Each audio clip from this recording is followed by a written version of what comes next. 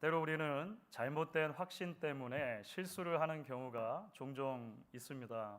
이미 시간이 좀 흘렀습니다만 제가 아주 잘 아는 한 목사님께서 본인이 이전에 범했던 어이없는 실수담을 나누어 주셨던 그런 기억이 납니다.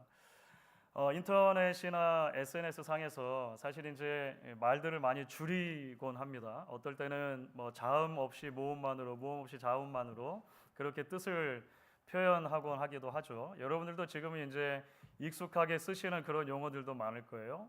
예를 들어서 슬픈 감정을 표현하려고 하면은 유유 이렇게 하잖아요. 이게 지금 여러분 많이 쓰시죠. 그리고 또 기쁜 감정, 웃음을 표현하려고 하면 뭐 히읗 히읗 히읗 키읔키읔키읔 이렇게 쓰기도 하지 않습니까? 뭐 하하하 크크크 뭐 이런 줄임말이 되겠죠. 그런데 그 목사님이 이제 그 당시만 해도 인터넷에서 이런 용어들이 사용된다는 것을 잘 모르고 익숙하지가 않으셨어요. 그래가지고 이 히읗 히읗 히읗을 이분은 흑흑흑으로 이해를 하신 거예요. 그러니까 슬픈 감정을 표현할 때 쓰는가 보다 이렇게 이제 지레 짐작을 하신 것이죠. 그래서 잘 아는 지인의 어머니가 그러니까 위중한 병환으로 좀 아프시다는 얘기를 듣고 위로 메시지를 보낸다는 게 이렇게 보낸 거죠. 어머니가 위독하시다니 참으로 안타깝습니다. 히읗 히읗 히읗. 그러니까 지금은 이게 사실 뭐 말도 안 되는 일입니다만 이분이 이제 나중에 그게 아니었다는 걸 알고서 얼마나 당황하셨겠습니까? 이게 잘못된 확신이 실수를 저지르게 만든 것이죠. 오늘 우리가 이제 요한계시록에 나타난 7교회 가운데 이제 5번째 교회가 되는 이제 4대 교회 이야기를 좀 나누어 보려고 합니다. 4대라고 하는 도시는 에베소 또 서머나와 견줄 정도의 대도시였습니다. 특히 고대 페르시아 제국부터 해서 그 이후에 헬라 제국, 그 다음에 로마 제국까지 한 700년 정도 그 도시에 계속 사람들이 살았던 꽤 오래된 역사가 깊은 도시로 알려져 있습니다. 그리고 그런 이제 여러 제국들이 왔다 갔던 기간 동안에 신전들이 세워지는데요. 특별히 이제 로마 시대에는 아데미 신전이 뭐 에베소에만 있었던 게 아니니까 여러 곳에 세워지는데 이 사대라고 하는 지역에도 아데미 신전이 세워지고요. 로마 제국 전체의 신전들 가운데 규모가 4번째로 큰 신전이었다고 하니까 어쨌든 사대라고 하는 도시도 그런 이방 신들을 섬기는 세속 도시라고 말할 수 있을 것입니다. 사대 교회는 그런 역사적이면서 동시에 세속적인 도시에 세워진 교회라고 하는 것이죠. 그런데 여러분, 우리는 많은 경우에 있어서 이 사대 교회를 지금까지 살펴본 여러 교회들 가운데 이제 책망만을 받은 교회로 그렇게 기억을 합니다. 책망만을 받은 교회로. 사실 기본적으로는 사대 교회가 처한 정황이 이전에 우리 살펴보았던 네 교회들과 크게 다르지는 않습니다. 말씀드린 것처럼 세속 도시 안에 교회가 세워져 있었고, 그 세속 도시라고 하는 것은 이방 종교나 또 이방 문화가 득세하고 있는 그런 곳이라고 말할 수가 있겠죠. 그런데 지금까지 살펴본 어떤 교회들은 뭐 칭찬만 받은 교회도 있었고 대부분은 칭찬과 책망을 함께 받는 교회들이었다면 이 사대 교회는 사실은 책망만을 받은 교회로 기억이 된다는 것입니다. 그 이유가 무엇일까요? 그것은 사대 교회가 자신의 신앙 현 주소에 대해서 무척 잘못된 확신을 가지고 있었기 때문입니다. 그러니까 이것은 히읗 히읗 히읗을 흑흑흑으로 이해한 정도의 오해한 좀 차이가 있는 것이죠. 자신의 영적인 상태에 대해서 잘못된 확신을 가지고 있었고 그것을 주님께 지적받게 됩니다. 자, 이제 오늘 말씀 가운데 사대교회를 향한 주님의 책망의 핵심이 1절 후반부에 나타나 있는 것을 보게 됩니다. 이렇게 되어 있죠. 내가 내 행위를 아노니 내가 살았다 하는 이름은 가졌으나 죽은 자로다. 이 이름이라고 하는 말은 명성, reputation으로도 번역이 가능합니다. 여러분들이 살았다고 하는 명성은 있는데 사람들은 여러분이 살았다고 하는데 실제로 여러분들은 죽은 것입니다. 이렇게 말하는 거잖아요. 이런 굉장히 충격적인 말씀이죠. 그러니까 예수님께서 한 교회를 향해서 일종의 사망 선고를 내리시는 것과 마찬가지이기 때문에 그렇습니다. 여러분들이 성도라고 하는 이름은 겨우 유지하고 있을지 모르지만 사실은 죽어있는 시체입니다. 이렇게 말씀하시는 것이잖아요. 여러분들이 교회라고 하는 이름은 겨우 유지하고 있는지 모르지만 사람들은, 이 세상은 여러분 공동체를 교회라고 아이덴티파이 할지 모르지만 사실은 시체들로 가득 찬 공동묘지입니다. 예수님 이렇게 말씀하시죠. 한 교회 혹은 한 성도가 들을 수 있는 말씀 중에 이보다 더 비참하고 충격적인 말씀이 있을까 싶습니다. 실제로 이런 말씀을 주님께 듣게 된다면 얼마나 안타깝고 무시무시하겠는가 라는 생각이 들어요. 그래서 저는 무엇보다 먼저 우리 모두가 이 4대 교회를 향한 말씀 앞에 두렵고 떨리는 마음으로 서야 하지 않겠는가 이런 생각을 하게 됩니다. 왜냐하면 오늘 말씀은 한 교회나 한 성도에 대한 사람들의 평가, 세상의 평가 혹은 나 자신의 평가와 주님의 평가가 무척 다를 수 있다라고 하는 것을 이야기하기 때문에 그렇습니다. 무엇보다 목사로서, 그리고 목사이기 전에 한 사람의 성도로서 주님께서 저를 어떻게 보고 평가하실까를 생각하면 마음이 서늘해지는 것 같습니다. 사람들은 보통 타이틀, 목사든지 교수이든지 타이틀을 보고 또는 이력서를 보고 눈에 보이는 사역의 열매를 보고 인정하거나 신뢰하거나 칭찬할 수 있을 것입니다. 그런데 주님께서는 중심을 보시는 것이죠. 중심을. 저의 내면 세계가 얼마나 가지런한지, 영적인 상태가 얼마나 건강한지, 그리고 그것이 가지런하고 건강한 사역의 열매들을 실제로 만들어내고 있는지 그 중심을 보고 계실 거라고 하는 것이죠. 이런 교회도 마찬가지일 것입니다. 교회도 지난 3, 4분기 재직회 때 여러 재직원들과 그런 이야기들을 나누었는데요. 사실은 올 한 해 2024년은 제가 목양교회 담임 목사로 부임한 이후에 가장 많은 새 가정이 등록한 해 중에 하나입니다. 하나님의 은혜죠. 하나님의 은혜입니다. 생각해 보면 힘겨웠던 팬데믹 시기를 지나왔고요. 그 힘겨웠던 기억을 뒤로 하고 하나님께서 요 몇 년간 교회 사역을 크고 작은 차원에서 회복시켜 주신다라고 하는 것을 우리 모두가 함께 경험하고 있습니다. 여러 성도님들의 수고가 있으셨고 여러 성도님들의 헌신이 있어서 우리 교회 예배당 안팎이 많이 정돈되기도 했습니다. 여전히 감사한 것은 필라델피아 지역에서 비교적 좋은 소문이 오가는 교회로 그렇게 저희 교회가 기억되고 있습니다. 하지만 여러분, 그럴수록 교회가 깨어 있어야 한다 그렇게 생각합니다. 우리가 교만하거나 방심하거나 자만하지 않아야 한다는 것이죠. 주님께서 결국 우리의 중심을 보실 것이기 때문에 그렇습니다. 중심을. 비전으로 포장된 우리의 욕망에 주님을 끼워 맞추고 있는 것은 아닌지, 방향의 올바름을 뒤로 한 채 속도감에 도취되어 있는 것은 아닌지 우리 주님의 말씀에 진지하게 우리 스스로를, 우리 교회의 모습을 비추어 볼 필요가 있다라고 하는 것이죠. 그렇기 때문에 여러분, 우리는 이제 오늘 말씀을 통해 조금 더 깊이 들어가 묵상하기 원하는 부분이 있습니다. 그것은 바로 예수님께서 4대 교회에게 영적인 의미에서 사망 선고를 내리는 이유가 무엇이냐고 하는 것입니다. 이유가 왜 예수님께서 4대 교회에게 더 이상 생명이 없다, 아주 조금 겨우 나중에 보시면 나오는데 아주 겨우 남아 있거든요. 거의 죽은 것과도 마찬가지다라고 말씀하시냐는 것입니다. 한마디로 그것은 그들에게 더 이상 하나님이 원하시는 행위의 열매가 없었기 때문입니다. 자, 1절 후반부와 2절인데요. 이렇게 되어 있죠. 여러분 같이 한번 한 목소리로 읽어보면 좋겠습니다. 내가 내 행위를 아노니 내가 살았다 하는 이름은 가졌으나 죽은 자로다. 너는 일깨워 그 남은 바 죽게 된 것을 굳게 하라. 내 하나님 앞에 내 행위의 온전한 것을 찾지 못하였노니. 이렇게 되어 있습니다. 여러분, 우리가 먼저 오해하지 말아야 될 것이 있습니다. 지금 주님께서 말씀하시는 것은 선행이 우리의 구원을 보장해 준다든지 우리가 우리의 행위로 구원을 받을 수 있다 이렇게 말씀하시는 건 아닐 거예요. 하나님의 은혜로 예수의 생명이 주어지고 예수의 그 주어진 생명이라고 하는 선물 때문에 성도가 생기고 교회가 생기는 것입니다. 순서는 그렇죠. 지금 주님이 말씀하시는 것은 뭐냐면 그 주님의 새 생명의 은혜가 만들어내는 자연스러운 삶의 열매를 말하는 것입니다.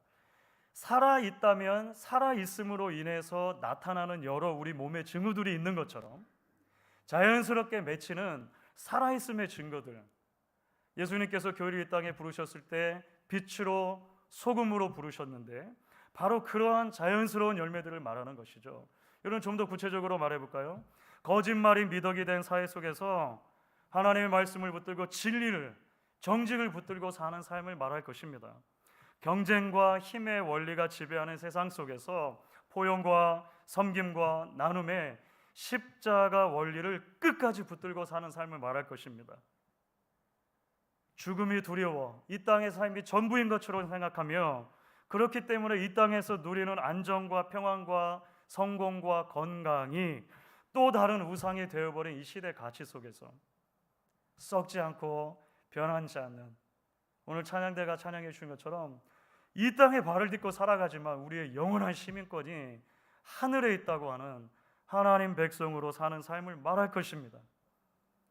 부패해가는 세상, 어두워가는 세상 속에서 하나님이 불러주신 본연의 신분, 우리가 되라는 것이 아니고 이미 소금이다, 빛이다 불러주셨으니까 소금은 짜고 빛은 밝은 것인데 그 소금됨과 빛됨을 그냥 지키는 것, 그런 삶으로 부르는 것이죠.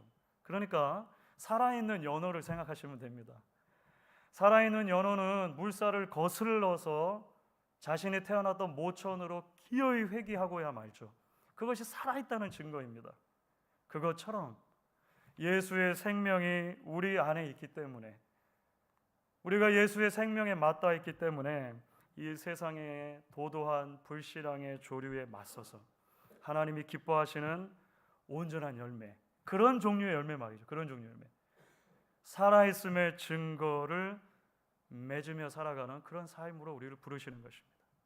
안타깝게도 사대교회는 그렇지 못했다는 거예요.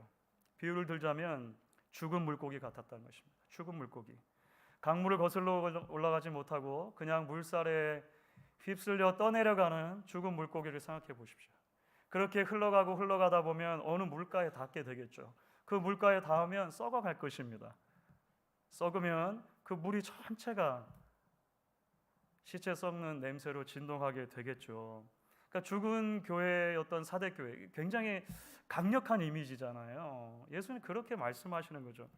이 사회 속에서 아무런 영향력을 발휘하지 못하는 교회, 세상의 소금과 빛으로 시대의 부패를 막고 어둠을 밝히는 그런 공동체가 아니라 오히려 세상의 부패와 어둠을 증가시키고 일조하는 짐스러운 공동체가 되었다. 예수님 그렇게 말씀하시는 거예요. 지난주에 한국의 뉴스들을 읽다가 이런 제목의 기사가 눈에 들어왔습니다. 교인 100명 난투극 발생한 분당 A교회. 뭐 요즘에는 워낙에 그 제목들을 좀 그 자극적으로 뽑잖아요. 제목 자체가 사실 무척 자극적입니다. 그래서 무슨 일인가 하고 들여다봤어요. 요지는 이 교회가 이제 새로운 담임 목사님을 청빙하는 과정이 있었나 봐요. 그 담임 목사님 청빙하는 과정에서 찬성파와 반대파가 부딪혔다는 거예요. 어디선가는 들어본 듯한 이야기잖아요. 너무 클래식하죠. 여러분, 물론 교회라고 해서 의견과 견해의 차이가 늘 있을 수 있죠. 그리고 있어야 한다고 생각합니다.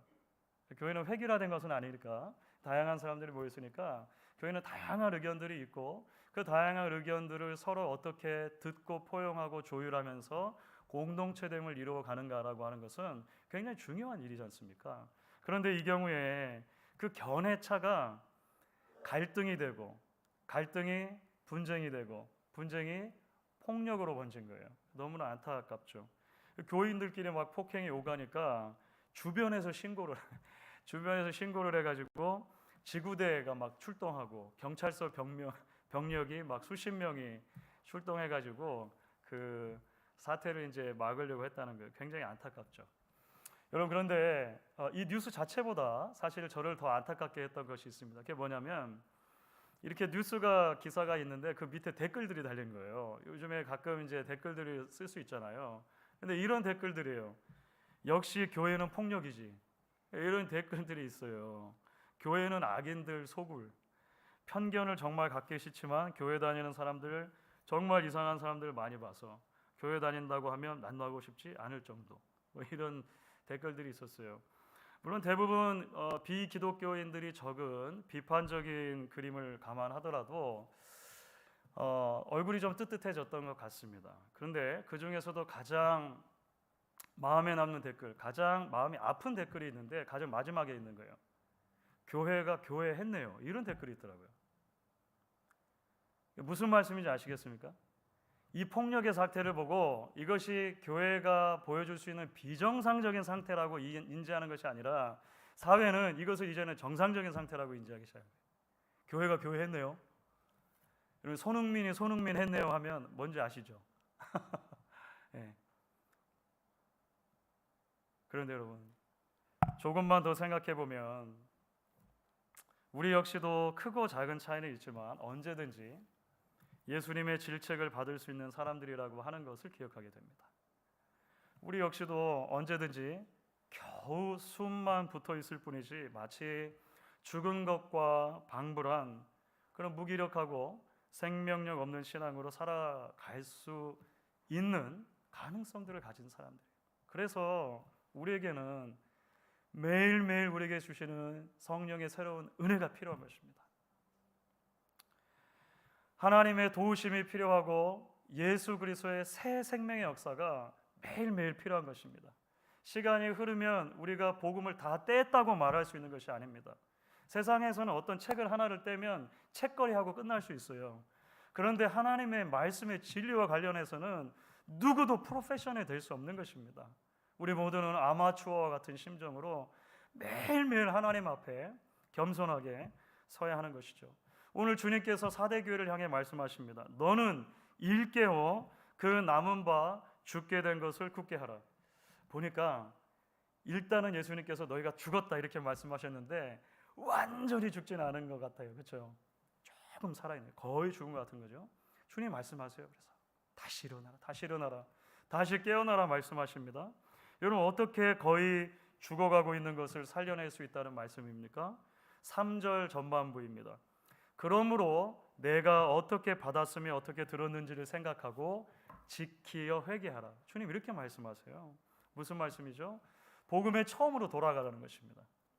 에베소 교회에 말씀하셨던 것처럼 그 첫사랑, 첫 감격, 그 첫 소망, 첫 위로 그 자리로 돌아가라 말씀하시죠. 사랑하는 여러분, 오늘 이 주님의 말씀 조금 무거운 말씀이지만 저와 여러분에게 주시는 하나님의 말씀으로 받으실 수 있기를 바랍니다. 어느덧 우리는 한 해의 마지막 달을 맞아서 이 자리에 서 있습니다. 날씨도 갑자기 추워졌어요. 얼마나 추워졌는지 모르겠습니다. 우리가 뒤를 돌아보며 앞을 내다보는 그러한 시점에 와 있습니다. 매일매일 겸손함으로 하나님께 나아가기를 결단하는 여러분 되실 수 있기를 바랍니다. 매일매일 하나님이 주시는 은혜를 사모하며 우리의 영혼이 예수의 생명에 닿아 있기를 기대하고 갈망하는 여러분 될 수 있으면 좋겠습니다. 매일매일 우리가 잠자리에서 눈을 뜰 때 우리의 심장에 예수의 생명이 박동치고 우리의 혈관에 예수의 피가 힘차게 흐를 수 있기를 기대하고 소망하실 수 있기를 바랍니다. 여러분이 예배의 자리에 오실 때마다 기도의 자리로 나아가실 때마다 하나님, 제가 가장 연약한 사람입니다. 오늘 우리가 찬송한 것처럼 주님, 오늘 하루 주님 없이 나는 살 수 없는 사람입니다. 하나님이 우리에게 은혜를 베풀어 주실 때 나를 하나님 그 은혜의 가장 첫 자리에 오늘도 세워주십시오 라고 하나님 앞에 소망하며 기도하며 나아올 수 있는 저와 여러분이 되어질 수 있으면 좋겠습니다. 여러분 우리는 알고 있습니다. 물론 그렇게 겸손하게 믿음의 원리를 따라 하나님이 주신 은혜를 사모하며 하루하루를 살아가는 것이 쉽지 않은 일이라고 하는 것입니다. 우리는 얼마든지 익숙해질 수 있고 교만해질 수 있는 사람들입니다. 때로는 외로운 싸움 같아서 낙심되거나 힘겨워할 수도 있겠죠. 그런데 여러분, 우리가 오늘 말씀 가운데 기억하고 싶은 또 한 가지가 그래서 있습니다.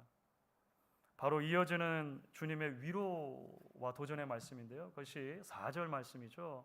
여러분 4절 말씀을 같이 한번 한 목소리로 읽도록 하겠습니다.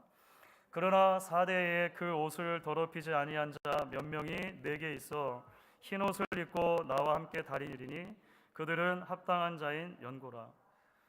여러분 맞습니다. 많은 주석가들이 말하는 것처럼 엄밀하게 말해서 사대교회는 사실은 칭찬다운 칭찬은 없고 책망을 받은 교회로 기억하는 것이 맞아요.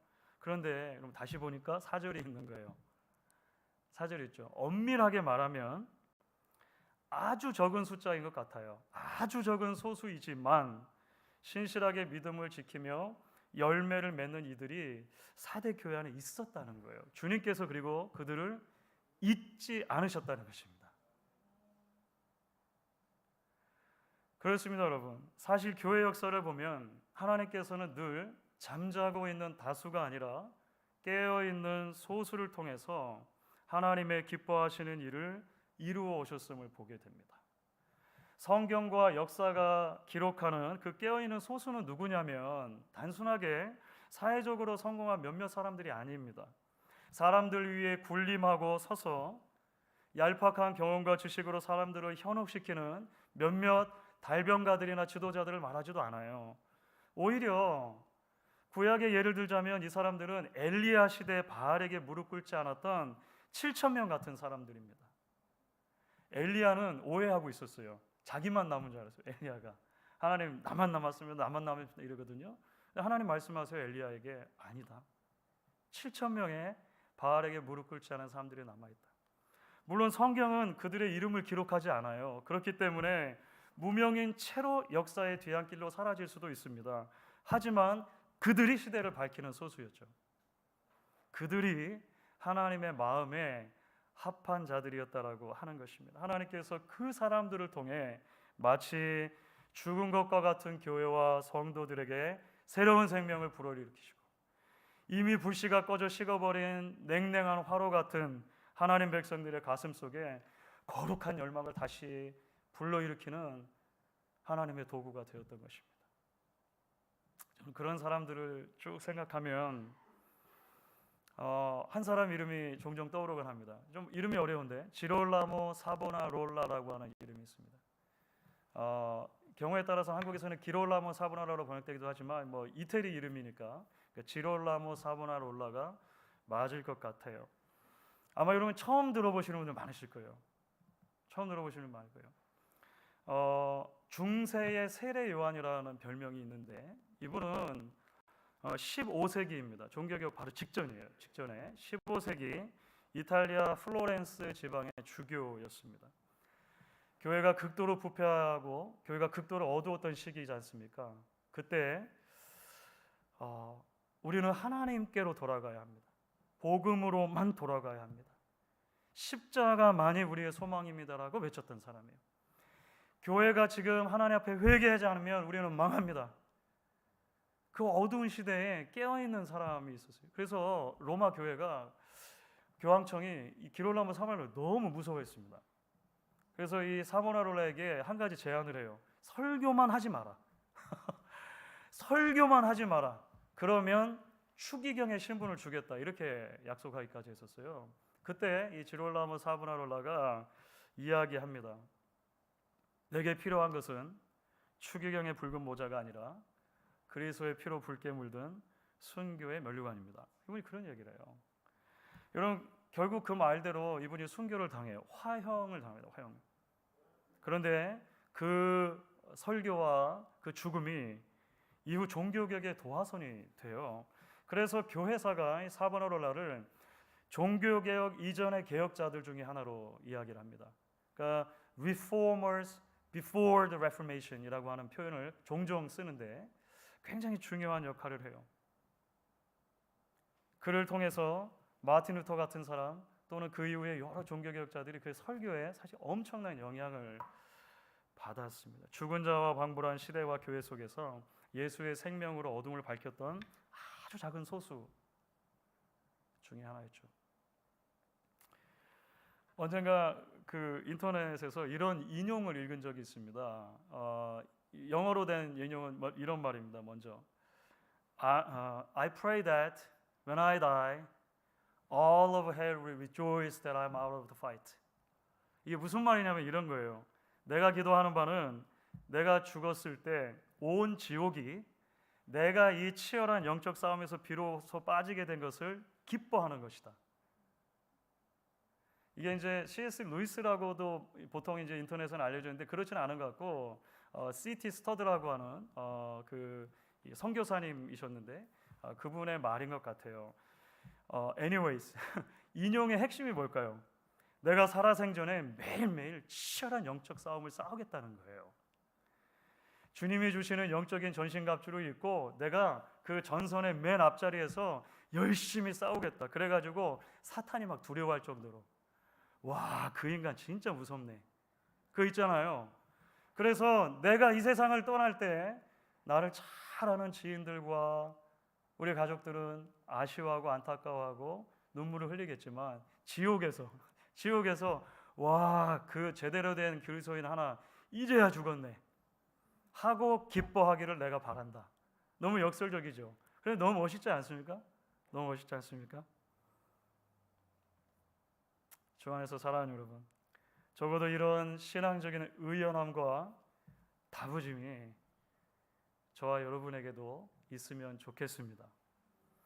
죽은 것과 방불한 이 시대 속에서도 주님이 주시는 그 새 생명을 가지고 믿음의 사람으로 깨어있는 소수로 살아있는 하나님의 백성으로 매일매일 영적인 전투의 최전선에서 하나님 기뻐하시는 열매들을 맺어 가기를 결단하며 소망하는 저와 여러분 되실 수 있기를 주의 이름으로 축원하겠습니다.